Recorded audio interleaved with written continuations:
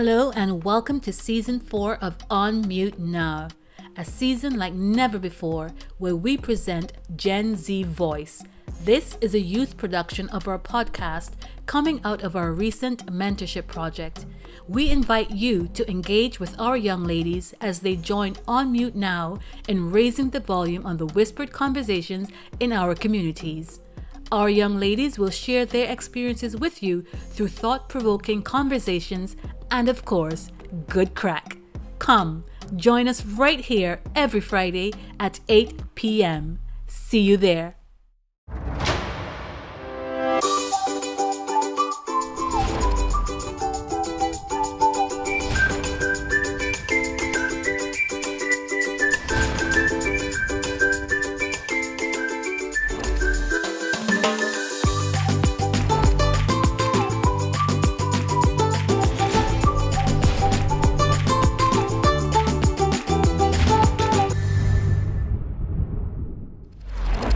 Hello, and welcome to another episode of On Mute Now podcast season 4 with Gen Z Voice. My name is Natasha Lachon, and it's the first time I'm actually meeting the lovely ladies of Gen Z Voice. With me today are Debbie. Hi. Claire. Hiya. Rita. Hello, everyone. Suha. Hi. And of course, original cast member, I'm calling you cast member, Raquel McKee. Hi, everyone. Hiya. And today's episode is managing expectations. What are expectations? Well, basically, expectations are maybe things put on you by your family, your parents, your school, your church, of things that they expect you to do or they want you to do. So with no hesitation, we're going to jump right into it. And we're going to ask Debbie, what was an expectation that you had of yourself when you were younger? What dream did you have of yourself when you wanted to be a child, about what you wanted to become? Career-wise, I wanted to do so many things. I wanted to do things in the arts. I wanted to be a dancer, a singer, an actor. I wanted to be like things when it comes to technical things. I wanted to be a surgeon or somebody that creates things like an inventor or something. So I wanted to do so many different things when I was younger. So it was quite a broad selection, you could say. Yes, I love that. A dancing doctor that's good at technical things. I love it. And what about you, Claire? So I watched a lot of crime series and mystery dramas, and I was a big fan of Agatha Christie's Marple and Poirot. So of course I wanted to be Poirot and Miss Marple, and I wanted to be a forensic scientist because it was kind of in that route. And then I decided to be a detective, and then naturally it kind of fell into my love for law. So I wanted to be a lawyer. Very nice. And you, Rita? Actually, when I was a kid, I loved to be a teacher because I really used to love my teachers back then. Yeah, and when I grew up a little, I wanted to study media. I love the idea of being on the screen and people watches you and listen to you every morning. Yeah, so that's. Lovely. And you, Suha? Well, an unusual answer. I would be a pathologist. So the person who would do a post-mortem examination, and I really want to do that. I'm a weird person. Lovely. Well, you would have worked very nice with Claire. And what about you, Raquel? Interesting one, because my thoughts are kind of going to the next question that I want to ask everybody. As a child, I said that I wanted to become a doctor, that I wanted to become a pediatrician, but that's because I felt as though that was the expectation, that that is what people wanted to hear a child say, that they wanted to become somebody, who had high ambitions and, seeking after a job that was prestigious, etc., one of these professions. And so I said the right words. But I'm interested to find out from you ladies, did you feel as though there were expectations that kind of caused you to pick the career that you said you wanted to be when you were a child? Starting with you, Claire? I think that there are always expectations when you look at your family, maybe what your parents are doing, and what society says, especially from the African community or an immigrant community, where your parents have come to a different country, a country where they see is milk and honey, and they think that all the opportunities are there, and they're making you strive really hard. So I felt that that was the same for me. I felt the expectation to work really hard in school academically and achieve really good grades so I could be a profession that my parents thought, okay, if you're a doctor or you're a lawyer, then okay, they're really happy and they're really proud of you. Yeah. Was that the same for you, Rita? Yes, especially when you are in the Middle East, you will face a huge pressure on you because you either be a doctor or an architect.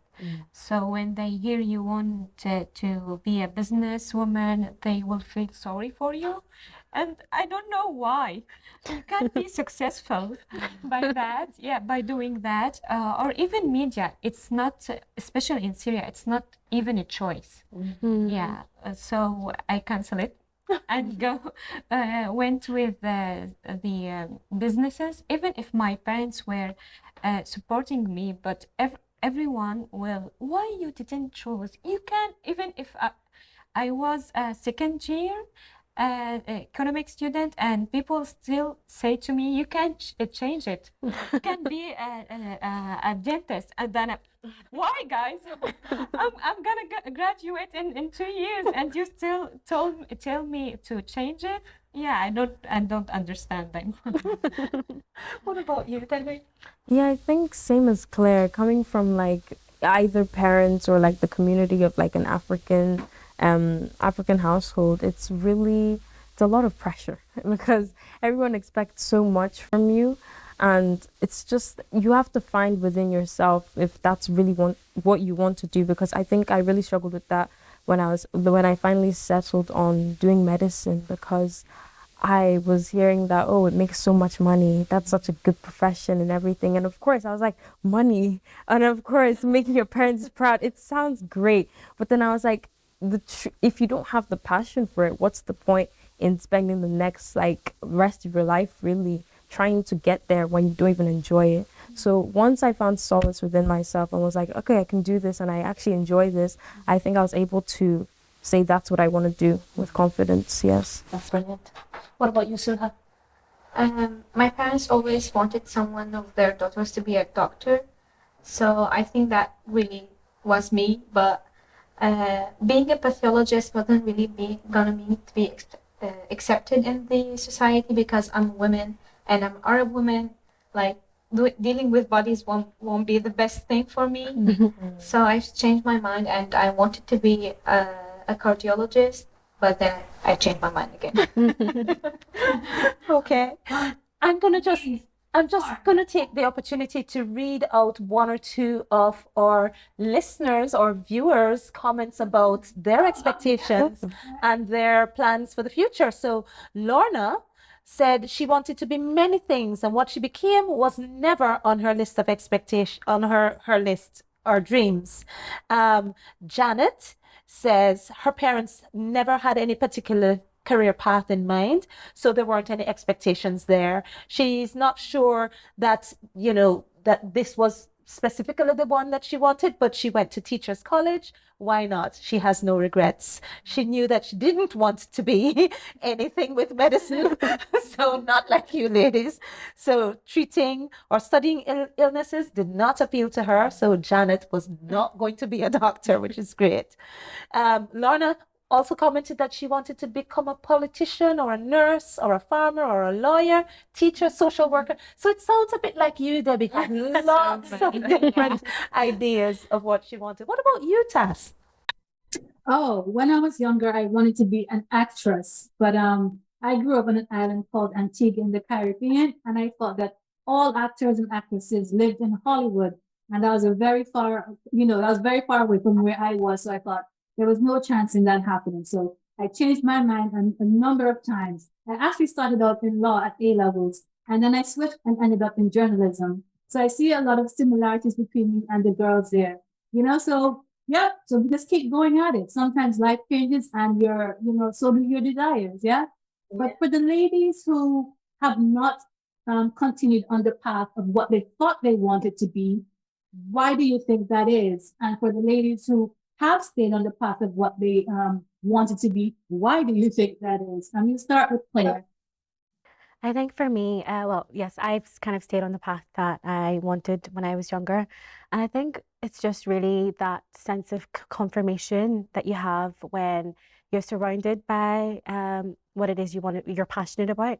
So I continued to pursue law through work experience, for example, and I went to the Belfast Crown Court and I found a mentor who was willing to help me understand more about the law. And through that and seeing it in practice, I fell in love with just the law and how powerful it is as a tool in our society. And then I went on to study it at university. And I fell in love with it even more when I went into it intricately. It wasn't easy, though, I'm not going to lie. But Anya Land will be very proud of you. But now I haven't finished. Well, I was in my last year this year, so I've just graduated. But I found an opportunity. Thank you. I found an opportunity in journalism, which I just thought, you know what, I won't pass it. So I'm currently pursuing that right now. Actually, law will actually help you with journalism, so it's not wasted. It's a good thing. And what about you, Debbie? I think one of my big passions in my array of a list was becoming an inventor. And I really want, I had a journal. I was like building my little inventions, everything. But then my brother came along when he was like 7 also. And he was like, oh, I would love to do that too. And I was like, out of pride, I was like, no, there's no way we're going to be on the same level. So I ditched that and I continued with medicine, But sometimes I still think, I'm like, was it because of, am I still going and continuing this path because of pride? But then I think I found comfort in just doing medicine really and thinking that that's suited to me and wanting to help people in the way I can. So, yes. Thank you. And what about you, Rita? I don't think that I studied business on purpose, actually, but there were always a sign leading me to that path. But now, when I had to register in the university, I rethink about study media because I really have passion in it. But again, there's science leading me to to the business again. So I guess I will continue with that. Yeah. And Suha. As I said, I've changed my mind to be a cardiologist. But then as I grew up, I thought that it's really huge responsibility. You're like, either you're ending someone's life or you're giving them a new and brilliant life. So I thought I couldn't really handle that responsibility. And of course, there's a lot of other factors that made me change my mind and go for law. And because I've came from a family that did law, like my grandpa was a judge and a lawyer, and my father is a lawyer, so I thought, why not to continue my family legacy? Raquel, do you want to jump in with a question here for the ladies? Yeah, I'm just listening to the comments being made, for instance, about family members and other people who have impacted you along the way of your decision. And I'm wondering if you see them as role models or if in any way there is anything about their identity or your identity which makes you think it's possible or not possible for you to achieve your dreams. I'm going to start with you, Suha. Well, thinking of me, my dad and my grandpa was like coming from a, a law or like doing law. I'm proud of them. I'm proud of being someone's daughter of like a lawyer daughter. So that made me really wanted to be a lawyer and to think of it as a really powerful thing. And just for me as a woman, it would be really powerful. So that's what really made me set my mind on doing law. And basically, yeah, my family is my role model. Very good. Okay. What about you, Claire? I think for me, I was asked kind of the same question back in A levels when we did a law workshop. And in that discussion, I mentioned how my cousin had finished studying her law degree, but she hadn't got a job just yet at that time anyway. And the lawyer who was doing the workshop asked me and said, well, is that an inhibition for you studying law? And I just thought, well, as a black woman, she's a black woman. So my first initial thought was she must not have a job because she's a black woman. And I thought, well, if I'm going to pursue the same path, I might not have an opportunity to progress to the highest level because I'm a black woman.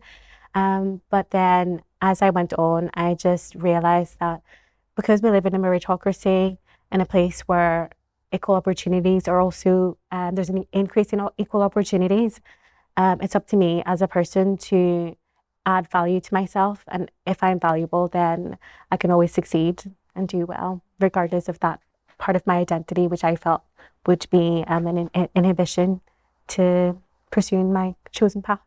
Interesting. Right. So, Rita, what's your thoughts on this? I guess economics in general, it's a major field. So, and you can be a success, or there is no. I don't think that people care if you are a man or a woman, black or white in this field. So I'm really comfortable with it. Yeah, I don't find it hard to be a business or be in business. Yeah. Okay. Debbie? I think now that I'm sticking to medicine, as if you're, but what do you call it? As I'm sticking to it now, and I think everyone knows. I'm not trying to like big up medicine or say it's very hard. Everything is quite hard wherever you specialize, but because of how you could say strenuous or long the medical course is, you have to already mentally prepare yourself for that. And I think as you said, looking for inspirations, my inspirations come from my parents because they're quite hardworking people. And in everything they did, they didn't go to medicine, they did other things, but in everything they did, they made sure they did their best in it. And when it came to studying myself, I think I felt almost inferior to my parents in the fact that when they were my age, they were doing their things to the top they could because they knew they had to get the best so that they could, achieve and get to places like we are here in the land of milk and honey, as you said. So it's always having to meet that expectation. I think that's what makes it hard because at times I'm like, I'm doing my best, but it's not coming out as I want it to. So I think constantly just finding a way to balance yourself and say that I'm doing my best, but just keep working at it. I think that's one thing that is maybe difficult for me personally when it comes to achieving my profession as a medical student or just someone in medicine. Yes. I know Natasha had a thought about managing expectations. Do you want to throw that in there? Yes, I just going to tie this all up nicely in terms of I've listened to so many things and just reflected on the expectations that we either put on ourselves or that our families put on us, or maybe that we even have of others. And I'm just thinking, expectations can either motivate us or burden us. They can motivate us if maybe the persons or the people who have expectations of you share the expectation that you have of yourself. So therefore, it motivates you to keep going, to be more ambitious and things like that. However, expectations can also burden us. We want to do something, but we feel pressure to do something else because others want us to do something else. And so I think it's just for us to be mindful that it's important to manage your expectations because sometimes we even will have expectations of others as well. So I think it's just important for everyone to be mindful just to make sure that, you manage your expectations that you have of others because what you expect or what you want might not be what they have for themselves and vice versa. Others may have that of you. And just for the young ladies, the Gen Z, just a word of advice or wisdom. The older you get, the more you come to see that life will cause you to change your expectations because the unplanned things happen. Yeah. And maybe our audience members and listeners and viewers can drop us a line on any of our social media channels and let us know their thoughts about this conversation that we had today. about any expectations they had of themselves, or maybe expectations that they have of others that they weren't maybe realizing that they were pressuring people to have. And just drop us a line to @onmutenow1 at Twitter, onmutenow on Instagram and Facebook, or you can send us an email to onmutenow1@gmail.com with any suggestions that you might have. Don't forget to like, comment, subscribe, and follow our YouTube channel, On Mute Now Podcast on YouTube. That's it. I want to thank the young ladies, Debbie, Claire, Rita, Suha, and of course, my friend and fellow co-host Raquel for a lovely episode. See you guys in the next episode of On Mute Now Podcast. But of course, I'll leave you with our tagline. On Mute Now Podcast, we are raising the volume on the whispered conversations in our communities. Thank you. That's a wrap. Bye. Bye.